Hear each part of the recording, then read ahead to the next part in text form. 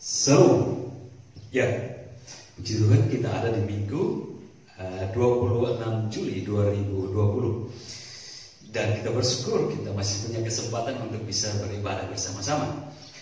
Dan dalam kesempatan ini saya mau memberikan renungan firman untuk minggu ini, berbicara tentang jalan Tuhan.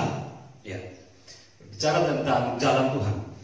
Dasar firman Tuhan untuk tema ini yaitu terambil dalam Amsal 14 ayat 12. Ada jalan yang disangka orang lurus, tetapi ujungnya menuju maut. Sekali lagi, ada jalan yang disangka orang lurus, tetapi ujungnya menuju maut. Amsal 14 ayat 12. Nah, berdasarkan Amsal ini, berarti bahwa ada jalan yang memang orang cari-cari tentang jalan lurus itu, dan orang berusaha untuk mendapatkannya. Tapi ternyata ada banyak yang salah kaprah dalam hal pencarian mereka mendapatkan jalan lurus, jalan keselamatan itu. Tetapi dari Amsal ini, bahwa ini juga berarti ada jalan yang memang benar-benar lurus, yang juga benar-benar membawa pada kehidupan yang kekal. Pertanyaannya, apakah jalan lurus itu? Dan di manakah jalan lurus itu yang membawa kita pada keselamatan? Nah, ini pertanyaan. Karena kalau berdasarkan Amsal 12, memang semua orang berusaha untuk mendapatkan jalan itu. Dan akhirnya Amsal bilang, banyak orang menyangka dia sudah mendapatkan jalan yang benar, jalan yang lurus. Tapi mereka nggak tahu, di ujung jalan sana, mereka salah. Karena ujungnya maut. Nah, itu sebabnya sampai sekarang orang mencari-cari jalan ini. Sehingga kita boleh kasih pertanyaan, kalau begitu apakah jalan lurus itu? Dan di manakah jalan itu berada? Gitu ya. Nah, kita mau jawab ini untuk kita bisa merenungkan kebenaran yang dimaksudkan dengan Amsal 14 ayat 12. Dan dalam pencarian kehidupan kita menuju ke jalan kebenaran, jalan hidup itu, dan jalan lurus itu. Nah, kita mau menjawab pertanyaan yang pertama. Apakah jalan lurus itu? Ya, apakah jalan lurus itu? Jalan lurus ini, berbicara jalan itu bukan berarti tentang jalan lintas atau jalan raya atau jalan setapak atau jenis jalan-jalan yang lainnya yang bisa dilewati dengan berjalan kaki dan atau dengan berkendara. Jadi, wah, itu jalan lurus yang banyak orang cari. Aku mau melangkah ke sana deh. Wah, di sana lah. Kayaknya semua ke sana, itu jalan lurus, itu jalan keselamatan. Yuk, starter mobil, kita berangkat. Jalan ini maksud bukan jalan seperti itu, yang bisa dilewati dengan kita berjalan atau berlari atau dengan berkendaraan. Tapi jalan lurus yang dimaksud, jalan lurus yang dimaksud, yang bisa membawa kepada kehidupan adalah berbicara tentang seorang pribadi. Sekali lagi, jalan lurus yang dimaksud, yang bisa membawa kita kepada kehidupan, keselamatan, jalan itu berbicara tentang pribadi seseorang. Ya, kita boleh dapat ini. Kalau begitu pertanyaan muncul lagi. Kalau memang jalan itu disamakan dengan berbicara tentang pribadi seseorang, siapa pribadi itu? Kita boleh tegas menjawab, pribadi itu adalah Yesus Kristus. Seorang, bukan dua orang, bukan tiga orang, bukan banyak orang. Tetapi bicara tentang jalan kehidupan adalah bicara tentang seorang pribadi, maka tidak ada yang lain, cuma satu orang. Dan satu orang ini adalah seorang ini, pribadi ini adalah Yesus Kristus. Di situ dulu kita sepakat ya. Nah, karena memang Yesus sendiri mengatakan hal itu. Dia tidak berbicara tentang orang lain, dia tidak berbicara tentang ada banyak orang, tapi dia berbicara tentang dirinya sendiri dan hanya dia. Yohanes 14 ayat 6. Kata Yesus kepadanya, "Akulah jalan." Dia tidak menunjukkan kepada orang lain. Sekarang banyak orang menafsir tentang hal itu, tapi jelas Alkitab mencatat perkataan Yesus sendiri. Yesus bilang, "Akulah jalan dan kebenaran dan hidup. Tidak ada seorang pun yang datang kepada Bapa kalau tidak melalui aku." Itu kata Yesus. Banyak orang berkata begini, pernah nggak Yesus mengatakan bahwa dia juru selamat, dia jalan keselamatan, dia Allah? Ayat ini membuktikan dan bisa menjawab pertanyaan-pertanyaan itu. Yesus itu Allah dan Yesus itu adalah pemilik kehidupan, sehingga dia berani berkata, "Akulah jalan." Dia bukan menunjuk kepada orang lain, dia bukan menunjuk ada banyak orang selain dia, ada orang lain. Dia bilang, "Akulah, cuma akulah jalan, kebenaran dan hidup." Tidak ada seorang pun yang datang kepada Bapa. Artinya tidak ada seorang pun yang datang masuk pada surga, karena ada di surga ada Bapa di sana, kalau tidak melalui Dia. Ini dia melalui yang kita mau sebut dengan jalan Tuhan. Jalan lurus, jalan keselamatan yang dicari-cari oleh banyak orang. Sekali lagi, inilah satu-satunya. Gak ada dua, gak ada tiga, gak ada pilihan yang lain. Cuma satu-satunya jalan keselamatan yang memberi kehidupan kekal. Karena itu kalau kita belajar firman Tuhan, banyak mengajarkan bahwa memang hanya Yesus satu-satunya. Contohnya kata Yesus sekali lagi, dan ini perkataan Yesus ya, bukan perkataan orang-orang lain, ini perkataan Yesus sendiri. Jadi tidak ada dalil, tidak ada alasan lagi untuk kalian mau cari-cari manakah Yesus pernah berkata tentang dia adalah keselamatan. Ini perkataan Yesus sendiri, Yohanes 15 ayat 5d. "Sebab di luar aku kamu tidak dapat berbuat apa-apa." Wow. Di luar aku, ini kata Yesus. Dia menunjukkan sebagai pokok anggur.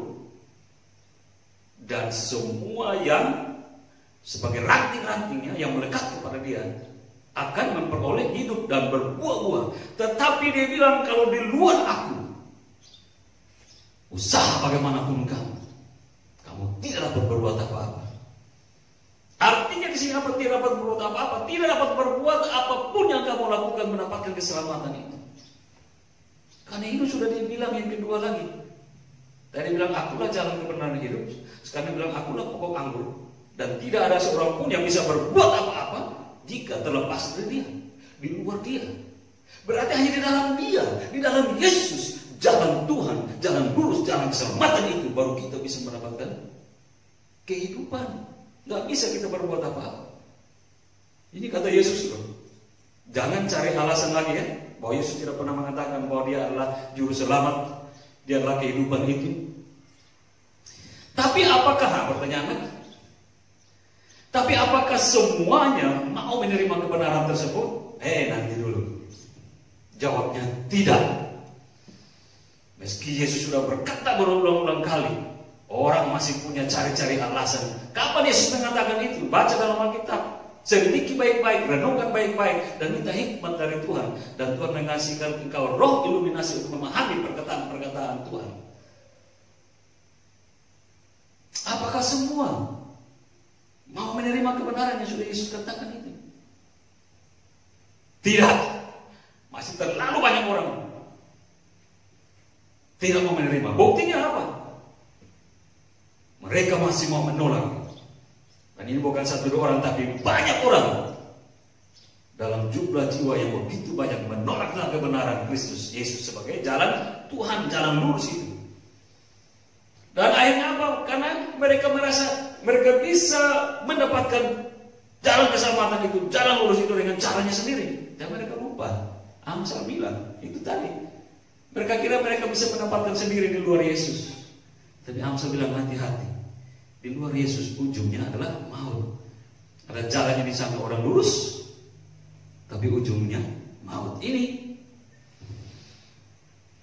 mengapa mereka tidak percaya, bahkan tidak mau percaya dan menolak tentang jalan lurus, yaitu Yesus Kristus. Dan mereka berpikir mereka bisa mendapatkan cara sendiri. Sehingga dalam pencapaian manusia yang tertinggi itu membangun agama. Agama ini, agama itu, agama itu, agama ini. Di dalam agama itu ada sekte-sekte, ada aliran-aliran yang tidak lagi bisa bersinggungan, tapi sudah mulai terpecah belah, merasa mampu untuk mendapat jalan keselamatan itu. Di luar Kristen yang memiliki Alkitab, yang adalah Alkitab itu firman Tuhan, dan firman itu adalah Allah sendiri, itu Yesus. Di luar itu semuanya binasa. Ini perkataan Yesus. Dan saya berani berkata ini karena Tuhanku sendiri, Yesus Allahku sendiri yang mengatakannya. Berarti kita harus balik datang kepada Dia. Tidak ada jalan lain. Tapi banyak orang sok dan merasa mampu bisa mendapatkan keselamatan itu. Padahal sesungguhnya mereka tidak memahami dan tidak mengenal jalan keselamatan tersebut.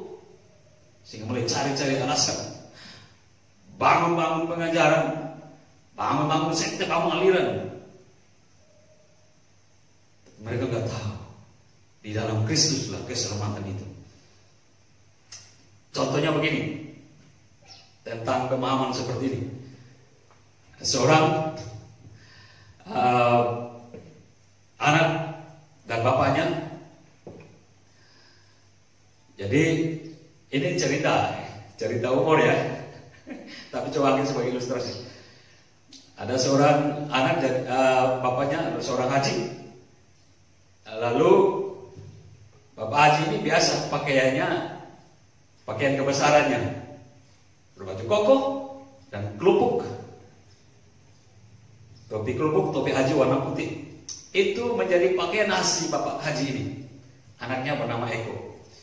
Nah, seringkali si Pak Haji ini bepergian dengan motor. Lalu si anaknya si Eko bilang begini, Pak, mbok ya pakai helm. Karena kalau enggak berbahaya kalau ada kecelakaan. Terus si bapaknya, Pak Haji bilang begini, udah cukup dengan kelupuk putih ini, peci ini, udah selamat. Jadi ini judul ilustrasinya tentang keselamatan versus keselamatan. Cukup deh, bapak pakai kelupuk putih ini, peci putih ini, udah selamat. Ini perkataan yang berbeda. Maksud si Eko lain, si bapak lain. Nah, akhirnya apa yang dikatakan oleh Eko ini kejadian, memang gak diharapkan. Dalam cerita itu dikatakan bahwa si Pak Haji waktu dalam perjalanan dengan motor diserempet oleh mobil, jatuh, dan akhirnya kepalanya terbentur. Lalu masuklah rumah sakit. Nah, waktu di rumah sakit si Eko mengingatkan lagi, kan Pak dari dulu saya udah bilang pakailah helm supaya kalaupun jatuh nggak apa-apa. Terus karena bapak itu dalam keadaan sakit seperti itu, dibilang, baiklah nak, kalau gitu carilah helm yang bentuknya sama dengan kelupuk ini ya.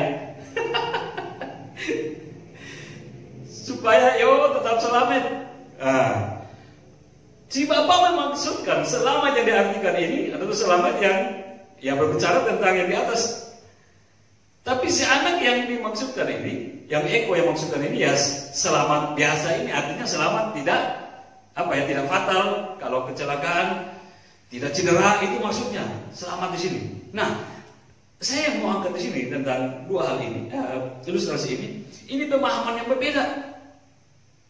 Akhirnya dalam pemahaman yang berbeda kita melakukan apa yang salah. Semua orang bisa mengatakan mendapatkan jalan keselamatan. Semua punya cara mendapatkan keselamatan. Semua punya pengetahuan, semua punya pengajaran. Tapi sekali lagi, keselamatan itu hanya ada di dalam Yesus. Salah kita memahami, kita bisa celaka. Salah kita mengerti, salah kita mencari, kita bisa celaka. Seperti cerita Eko dan bapaknya Pak Haji tadi. Pak Haji salah mengerti. Yang penting kelupuk putih udah selamat, tapi maksudnya si Eko keselamatan. Safety di jalan itu maksudnya supaya jangan cedera. Nah, ini hal-hal sederhana seperti ini Tapi yang bisa membuat kita fatal, karena kita berpikir mau kita mampu mendapatkan jalan keselamatan itu, jalan Tuhan. Tapi sekali lagi, hati-hati dengan Amsal 14. Hanya dalam Yesuslah jalan keselamatan itu. Sebanyak orang menyangka mereka bisa mendapatkan jalan lurus, tapi ujungnya maut. Jadi sudah terjawab ya pertanyaan pertama. Apakah jalan lurus itu? Atau apakah jalan keselamatan itu? Jalan keselamatan itu berbicara tentang pribadi, dan pribadi itu adalah Yesus Kristus. Pertanyaan kedua, kita mau jawab. Sekarang pertanyaannya begini, di manakah jalan lurus itu? Di manakah jalan lurus itu? Balik lagi ke Amsal 14 dan 12. Artinya bahwa apa? Ada orang yang berusaha mendapatkan jalan keselamatan atau jalan lurus itu, namun ternyata mereka salah alamat. Karena mereka tidak tahu di mana jalan itu berada.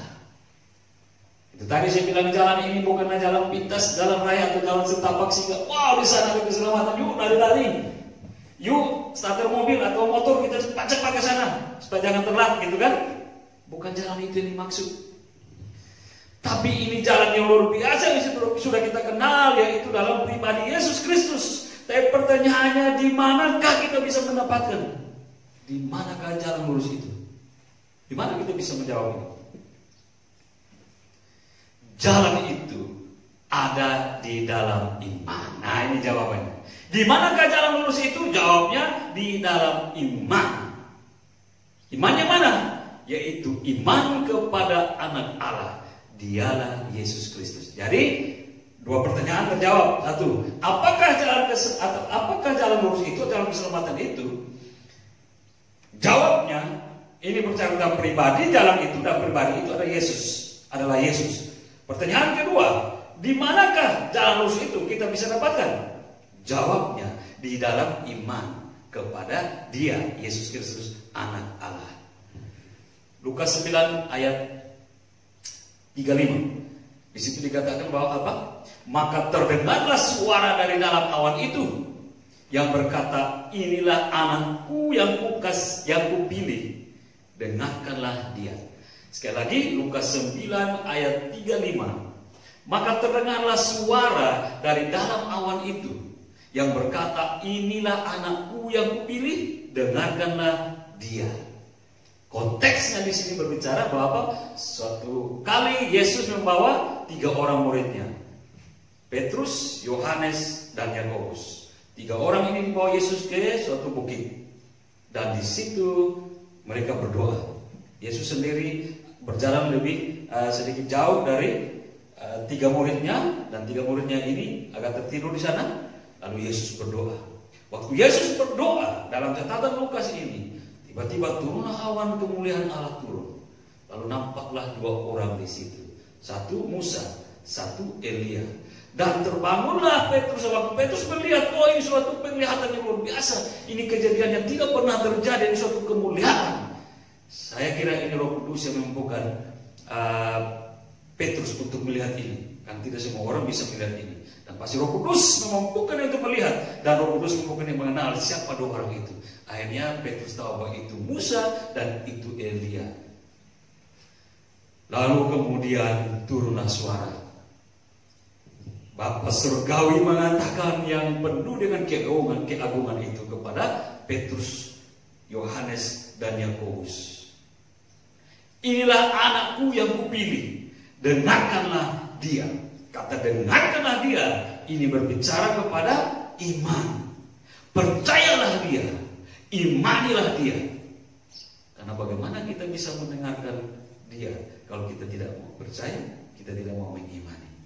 Contohnya, bagaimana saya mau mempercaya, mendengar si A berkata, kalau saya tidak percaya, dia tidak mampu, dia tidak punya pengetahuan apa-apa, ngapain saya mesti mendengar dia? Itu contohnya kan gitu. Artinya kita harus percaya dia. Oh ini si A ini hebat, si A ini orang yang spesial, ini orang yang luar biasa, dahsyat.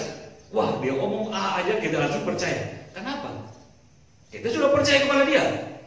Demikian juga Allah berbicara kepada 3 murid Yesus ini. Inilah anakku yang kukasihi, menunjuk kepada Yesus. Dengarkanlah dia. Artinya percayalah kepada dia, dan setiap perkataannya, perbuatannya, kehidupannya adalah kebenaran firman Tuhan yang menghidupkan.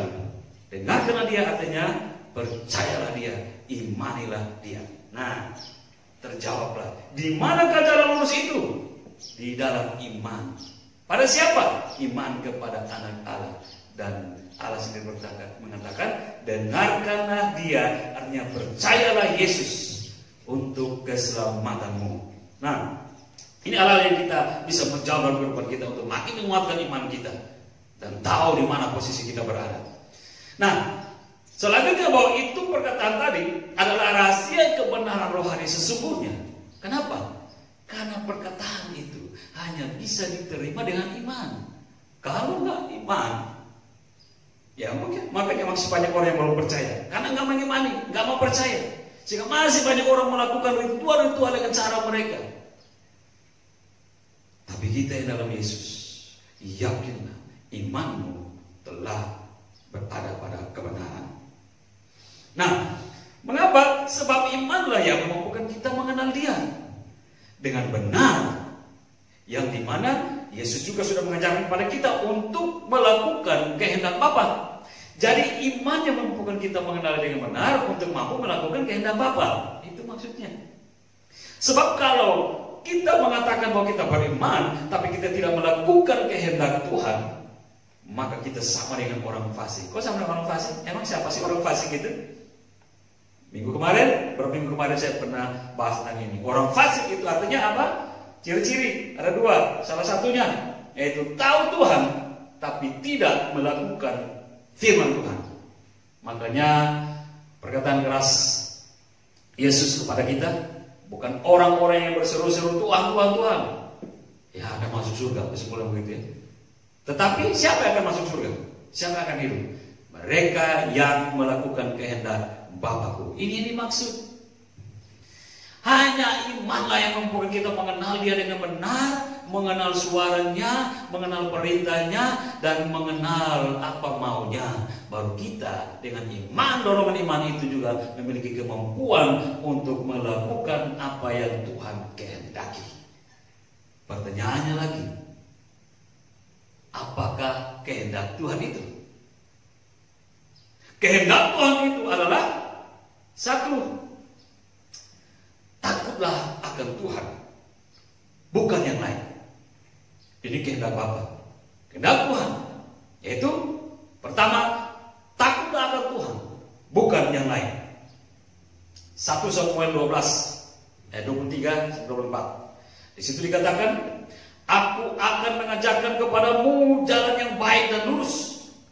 Hanya takutlah akan Tuhan dan setialah beribadah kepadanya dengan segenap hati. Oke, jadi apa kehendak Bapa untuk kita lakukan? Di dalam iman kita pasti memahaminya berdasarkan 1 Samuel 12 khusus ayat 23. Dia bilang, hanya takutlah akan Tuhan, itu jalan yang lurus.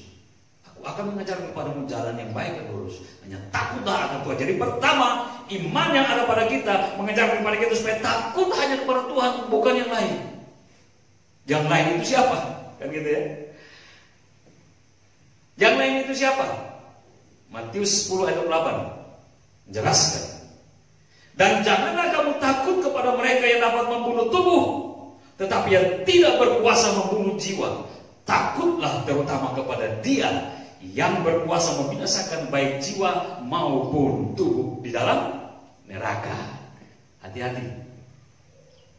Ini sekarang muncul ketakutan-ketakutan di zaman akhir ini. Karena apa? Begitu kejahatan yang segala macam bisa muncul. Segala wabah penyakit bisa muncul, bencana dan berbagai hal yang membuat orang mulai khawatir. Bagaimana melindungi diri? Tapi sekali di akhir zaman ini yang penuh dengan tentangan, dengan masa-masa yang penuh dengan pergolakan. Sekali lagi dalam iman yang diberikan Yesus kepada kita untuk mengenal Dia dengan benar, ingatlah perkataan, haruslah engkau hanya takutlah kepada Tuhanmu, bukan kepada yang lain. Apalagi hanya yang bisa membunuh tubuh kita, tapi tidak roh kita. Sekarang iman kekristenan makin dikejar-kejar, iman kekristenan makin coba dihambat, ditentang, dan kalau bisa kekristenan dibungkam. Tetapi untuk itu sebelumnya Yesus bilang gak usah takut kepada mereka, karena mereka tidak bisa berbuat apa-apa. Nah, jadi iman kita yang diberikan oleh Yesus untuk mengenal yang benar, yaitu salah satunya paham bahwa kita tidak perlu takut dengan segala sesuatu terjadi di dunia ini. Bahkan itu mengancam nyawa kita pun, kata Yesus, gak perlu takut. Karena yang harus kamu takut adalah Allah, yang tidak saja membunuh tubuhmu, tapi rohmu sendiri dia mampu membunuhnya. Pada Dialah yang harus kamu takut. Kenapa? Supaya kita memiliki kekuatan di zaman di mana orang sudah mulai loyo dan hilang kekuatan dan pengharapan. Kan gitu ya. Nah, hal yang sama dikehendaki Tuhan agar kita tidak perlu takut kepada mereka ini juga. Ini bersifat apa? Tadi yang bisa kita jawab berdasarkan Alkitab ya. Kita gak perlu takut kepada mereka. Yang lain itu apa? Alkitab masih menjelaskan, yaitu pada apa? Penindasan, kesesakan, penganiayaan, kelaparan, ketelanjangan, bahaya, dan pedang. Untuk hal-hal ini Yesus mengatakan kita tidak perlu takut. Bahkan di akhir zaman ini masalah-masalah ini bisa hadir. Masalah-masalah yang disebutkan ini bisa hadir mengejar iman Kristen. Tapi tidak perlu takut. Itu dijelaskan dalam Roma 8 ayat 35. Siapakah yang akan memisahkan? Kenapa kita tidak perlu takut? Roma 8 ayat 35, penjelasan yang indah, menarik, dan memberikan kesejukan pada kita. Di situ dikatakan, siapakah yang akan memisahkan kita dari kasih Kristus? Penindasan, atau kesesakan, atau penganiayaan, atau kelaparan, atau ketelanjangan, atau bahaya, atau pedang? Hal-hal ini tidak dapat memisahkan kita dari kasih Kristus. Artinya kasih Kristus lebih hebat, yang luar biasa itu, mampu melindungi kita dari semua hal yang sudah disebutkan tadi, yang mencekam dan menakutkan itu. Di dalam Yesus, di dalam tangan Yesus, kita terlindung secara utuh karena iman kita percaya bahwa Dia Allah, kekuatan kita, keselamatan kita yang tidak bisa dihancurkan oleh apapun di dunia ini. Itu yang hebat bagi kita. Yang kedua, kehendak Bapa untuk apa bagi kita? Kalau yang pertama, kehendak Tuhan supaya kita hanya takut kepada Dia, bukan yang lain. Yang kedua, berdasarkan 1 Samuel 12 ayat 23-24 mengatakan kehendak Tuhan untuk kita yaitu setia beribadah. Jadi kalau kita tidak perlu takut kepada siapapun, hanya kepada Tuhan, buktikanlah kepada aktivitas kegiatan rohanimu setia beribadah. Itu yang kedua, kehendak Bapa. Mari kita lihat 1 Samuel 12, khususnya ayat 24. Hanya takutlah akan Tuhan dan setialah beribadah kepadanya dengan segenap hatimu. Jadi kalau udah takut Tuhan, kehendak Tuhan, setialah beribadah. Itu yang kedua dalam catatan 1 Samuel. Ini perkataan ayah Samuel pamit diri kepada bangsa Israel, karena bangsa Israel sudah menghendaki untuk mereka dipimpin oleh raja, bukan lagi para nabi. Sehingga ketika seizin Tuhan, kemudian seorang raja diangkat, yaitu Saul, raja pertama bangsa Israel muncul, maka Nabi Samuel berpamitan dengan mereka, mengundurkan diri dan membiarkan bangsa Israel dipimpin oleh seorang raja. Tapi dalam kata-kata terakhir dia bilang begini, hanya takutlah akan Tuhan dan setialah beribadah, supaya hai kamu bangsa Israel diberkati. Jadi yang kedua kehendak Bapa untuk orang-orang yang percaya kepada Dia adalah kau harus setia beribadah. Mengapa kita harus setia beribadah? Apalagi ini akhir zaman. Tantangan udah datang. Sekarang gereja baru mulai pulih kembali. Tapi toh begitu pun belum semua bisa hadir, masih online. Karena memang keadaan memaksa seperti itu. Ada virus corona di sini. Tetapi kita perhatikan kebenaran firman Tuhan. Kalau engkau membuktikan bahwa engkau orang percaya, orang beriman, Maka engkau harus takut Tuhan. Dan salah satu bukti ketakutan itu, setialah engkau beribadah kepadanya. Pertanyaannya, kenapa harus beribadah? Kenapa harus setia? 1, 2 jawaban yang bisa kita dapat. Yaitu, pertama, kenapa kita harus beribadah? Karena itu sebagai bentuk ungkapan syukur kita. Kita gak bisa bersyukur dengan berikan amplop pada Tuhan. Tuhan, terima kasih. Kau sudah pelihara saya.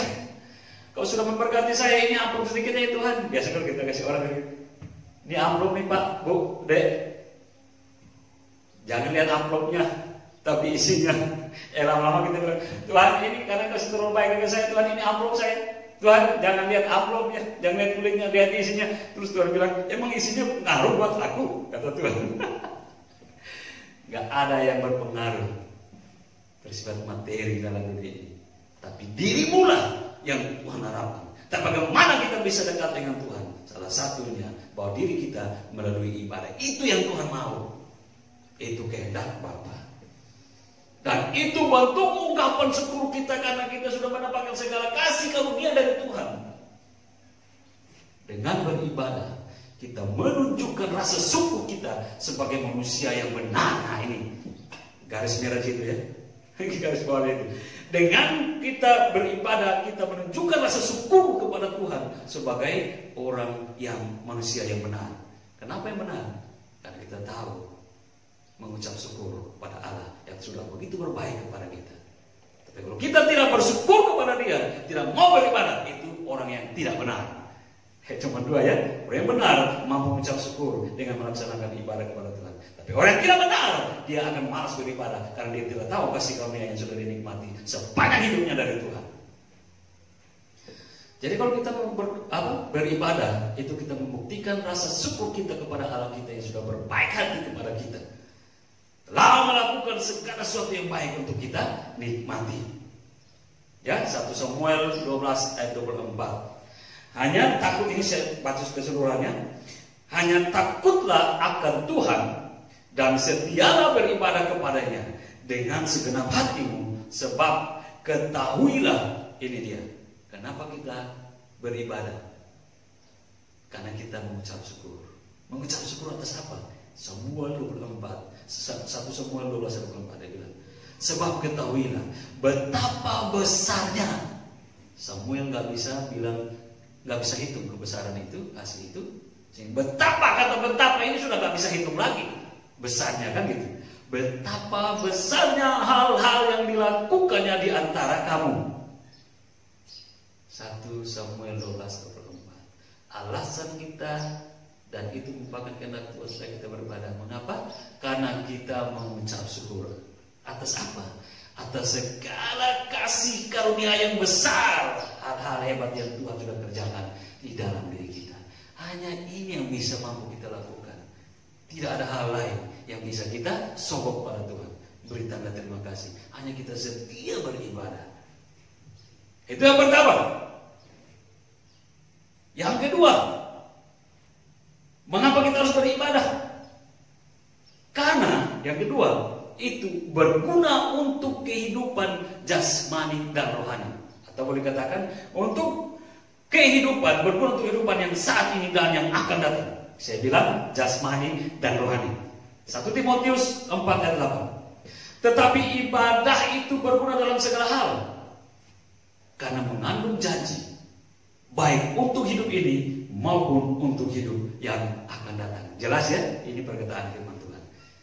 Dari sini saya bilang, mengapa harus beribadah? Karena ibadah itu sangat berguna untuk kehidupan jasmani dan rohani kita.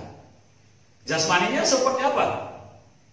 Di dalam beribadah secara oikumene atau persekutuan seperti kita yang bergereja saat ini, kita dilatih untuk apa? Membangun ikatan kasih, toleransi, harga menghargai, saling membantu. Wow, ini moral tingkat sempurna yang dikehendaki Tuhan melalui ajaran-ajarannya kepada kita. Galatia 6 ayat 1-2. Saudara-saudara, artinya dalam kumpulan orang percaya, Kalaupun seorang kedapatan melakukan suatu pelanggaran, maka kamu yang rohani harus memimpin orang itu ke jalan yang benar dalam roh lemah lembut, sambil menjaga dirimu sendiri supaya kamu jangan kena pencobaan. Bertolong-tolonganlah menanggung bebanmu, demikianlah kamu memenuhi hukum Kristus. Galatia 6 ayat 1 sampai 2. Ini keuntungan jasmani yang kita dapatkan ketika kita membangun suatu kelompok, atau kita masuk atau kita gabung dalam suatu oikumene atau persekutuan atau kehidupan beribadah bersama saudara-saudara seiman yang lainnya. Di dalamnya ada hal-hal yang disebutkan dalam Galatia 6 ayat 1 sampai 2. Di situ kita membangun ikatan kasih. Di situ kita membangun kemampuan bertoleransi, harga menghargai, saling membantu. Kita yang bisa dapatkan di dalam kebenaran oikumene yang sesuai dengan Tuhan. Ya, ini keuntungan beribadah dalam keadaan jasmani atau lahirnya kita. Kita bisa menjadi satu ikatan kasih, satu ikatan toleransi, suatu ikatan yang penuh hati menghargai dan saling membantu. Tidak bilang itu kamu ini saya, itu orang kaya, ini orang miskin, itu pejabat, ini yang biasa, itu yang sekolahnya tinggi, ini enggak ada. Kalau kita mau belajar firman Tuhan, semua itu sudah terlebur menjadi satu dalam ikatan kasih. Ini bentuk norma atau moral tingkat level sempurna dalam suatu ikatan ibadah dalam kelompok oikumene atau orang-orang percaya. Karena itu, jika kita mendapati dalam suatu kelompok ada perpecahan, ada kelompok orang yang merasa lebih hebat dan menganggap orang lain tidak ada apa-apanya, dan ada orang yang mulai melecehkan yang lain dan sebagainya, hati-hati. Itu bukan bagian dari kehendak Tuhan untuk beribadah. Itu sesungguhnya ada roh perpecahan yang bekerja. Sehingga mari kita belajar Galatia 6 ayat 1 dan 2 sampai 2. Kita mulai sadar membangun diri. Mari yuk kita bangun suatu ikatan kasih dalam hubungan oikumene yang benar ya Tuhan, supaya ada berkat Tuhan yang turun dan kita sama-sama menikmatinya. Kita harus belajar itu supaya oikumene kita berkenan di hadapan Tuhan, supaya persekutuan kita, persekutuan gereja kita berkenan kepada Tuhan. Gitu. Itu jasmani. Sekarang rohani, keuntungannya apa? Dalam beribadah, ini keuntungan rohani ya. Dalam beribadah kita sedang membangun hubungan yang manis dengan Tuhan. Kok bisa? Iya, karena di dalam ibadah itu kita melayani, kita memuji, menyembah, berdoa, dan merenungkan firman-Nya. Kan gitu ya. Bukan kita melayani Pak Gembala, bukan kita menyembah Pak Gembala, bukan kita berdoa kepada Pak Gembala, bukan kita merenungkan kata-kata Pak Gembala, tapi kita melakukan semuanya itu untuk Tuhan, kepada Tuhan. Itu yang bisa kita lihat dalam Kisah Para Rasul 2 ayat 41 sampai 47. Kasih Tuhan bisa baca itu sendiri nanti ya. Itu bisa kita lihat bagaimana jemaat mula-mula menunjukkan kehidupan ini. Bersekutu berkenan kepada Tuhan, dan akhirnya Tuhan dikatakan dalam kisah itu Tuhan menambahkan jiwa-jiwa bagi mereka. Kenapa? Itu tadi mereka membangun suatu kehidupan rohani dalam persekutuan yang benar. Di dalamnya mereka melayani bersama-sama, yaitu milik Tuhan. Mereka memuji dan menyembah Tuhan, dan mereka berdoa dengan sungguh-sungguh pada Tuhan. Dan mereka setiap hari mereka selalu merenungkan firman Tuhan. Ini yang kita boleh belajar kembali. Di akhir zaman ini, harusnya roh seperti ini kita bangkitkan kembali, atau kebenaran seperti ini kita bangkitkan kembali dalam suatu ikatan oikumene atau persekutuan gereja, tidak terpecah-pecah, supaya benar-benar kita menunjukkan bahwa kita adalah anak-anak Tuhan yang dikumpulkan oleh Tuhan untuk menikmati suatu persaudaraan kasih dan berkat-berkat di dalamnya. Sebab kenapa? Karena di akhir zaman ini mulai banyak orang-orang durhaka yang mulai malas untuk melakukannya. Melakukan apa? Melakukan ibadah. Mulai malas orang-orang beribadah. Cukup deh saya, yang penting saya nggak buat jahat kok. Yang penting saya dengar kata di TV baik apa, kemarin bilang apa ya sudah online lagi kan gitu. Ikatan baik saya melakukan lah, cukup lah. Di rumah juga sama kok. Emang yang di gereja, yang di kumpulan sana baik semua. Mending saya di rumah bisa melakukan apa yang juga benar. Hati-hati. Kelihatan benar, tapi siapa tahu kita sementara terperangkap dan terseret masuk kepada apa yang tidak dikehendaki Tuhan. Karena Tuhan mau kita bersama, Tuhan mau kita berkelompok, Tuhan mau kita berkomunitas, dan kita beroikumene. Dan itu sejak jemaat mula-mula Tuhan menghendaki itu. Supaya apa? Jasmani rohani kita menikmati keuntungan. Kenapa saya bilang? Sebab di akhir zaman ini banyak orang yang sudah mulai malas untuk melakukan ibadah dengan berbagai macam alasan. Itu 2 Timotius 3 ayat 1-2 menjelaskan itu. Ketahuilah bahwa pada hari-hari terakhir manusia akan mencintai dirinya, dan kemudian seterusnya di situ dikatakan tidak tahu berterima kasih. Nah ini tidak tahu berterima kasih termasuk kepada Tuhan. Tuhan sudah memberikan hidup dengan segala kelimpahan, tapi hanya untuk mau berdoa, mau melayani, mau memuji Tuhan bersama-sama di gereja, udah malas. Ini disebut dengan dalam 2 Timotius 3 ayat 2, tidak tahu berterima kasih, tidak mempedulikan agama. Apa itu agama sih? Yaitu buatan manusia, yaitu lembaga manusia. Yang penting hubungan saya, yang penting hubungan saya dengan Tuhan. Langsung ada jalan yang dikasih Tuhan untuk mengenal Tuhan dengan jalan yang ada di dunia ini, dia mau langsung terbang. Dia gak mau kenal saudara-saudara seiman yang lainnya. Jangan-jangan saya ke gereja hanya kasih perpuluhan, hanya kasih persembahan dan lain sebagainya. Malas ini uang-uang saya, mending saya di rumah aja, nanti saya berdoa sendiri. Kalau mulai itu seperti itu, hati-hati, jangan sampai kita sudah terjerat dengan suatu pengajaran yang tidak berkenan kepada Tuhan. Atau isi hati kita yang sebenarnya itu bertolak belakang dengan kehendak Tuhan. Hati-hati, Tuhan tetap menginginkan kita beribadah. Dan banyak ayat yang menjadi dasar itu. Termasuk Ibrani 10 ayat 25. Dibilang apa? Janganlah kita menjauhkan diri dari pertemuan-pertemuan ibadah kita. Seperti ini. Jadi ada yang melakukan. Menjauh dari ibadah, menjauh dari persekutuan. Karena dia bilang apa?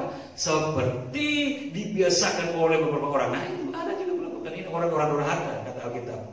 Tetapi marilah kita saling, kita yang masih sadar, kita yang masih punya iman, kita yang masih baik-baik, akhirnya kita yang masih mau belajar untuk hidup baik. Marilah, dalam Ibrani bilang, marilah kita saling menasihati dan semakin giat melakukannya. Makin giat melakukan apa? Makin giat untuk kita bersekutu, beribadah, melayani, memuji, menyembah Dia, berdoa dan merenungkan firman-Nya menjelang hari Tuhan yang mendekat. Artinya sampai menanti kedatangannya yang sudah dekat-dekat ini. Ini akhir zaman, kan gitu ya? Mari kita melakukan, dan ini kehendak Tuhan. Bapak Ibu kasih dalam Tuhan, demikianlah jalan Tuhan. Ini yang kita boleh pelajari. Kita sudah di akhir zaman ini. Mari jangan malas-malas, jangan berberat-berat langkah atau berberat-berat tangan, berberat-berat mulut, berberat-berat telinga, berberat-berat mata. Untuk apa? Mendengar firman Tuhan, berkata-kata tentang kebenaran firman Tuhan, memuji, menyembah Dia, melayani, mengagungkan Dia. Baik dalam kehidupan kita sendiri, dalam keluarga, bahkan dalam berjemaah. Kita makin setia di akhir zaman ini, karena Tuhan mengejar ini, Tuhan menghendaki ini untuk anak-anaknya yang sudah memiliki iman melakukannya. Jangan kendor, karena tidak ada sesuatu yang sia-sia ketika kita setia dan makin sungguh-sungguh di dalam Tuhan. Saya mau simpulkan untuk hal ini, bahwa satu, jalan Tuhan adalah jalan lurus atau jalan keselamatan, yaitu Yesus Kristus sendiri, yang juga mengaruniakan kepada kita iman untuk mengenal Dia dengan benar, agar dapat melakukan kehendak Tuhan, yaitu takut akan Dia dan setia beribadah kepadanya. Kedua, jika sekarang Anda sudah memiliki Kristus di dalam hidupmu, maka ketahuilah Anda sudah berada di jalan yang lurus itu. Amin ya. Berarti kita tidak seperti kata Amsal. Kita benar-benar di dalam jalan yang lurus, yang menuju kepada hidup yang kekal. Kenapa? Karena kita sudah memiliki iman kepada anak Allah, yaitu Yesus Kristus, yang hanya di dalam Dialah keselamatan itu ada, karena Dialah jalan lurus itu dan jalan keselamatan yang menuntun kita kepada Bapa di surga. Tuhan memberkati kita. Shalom.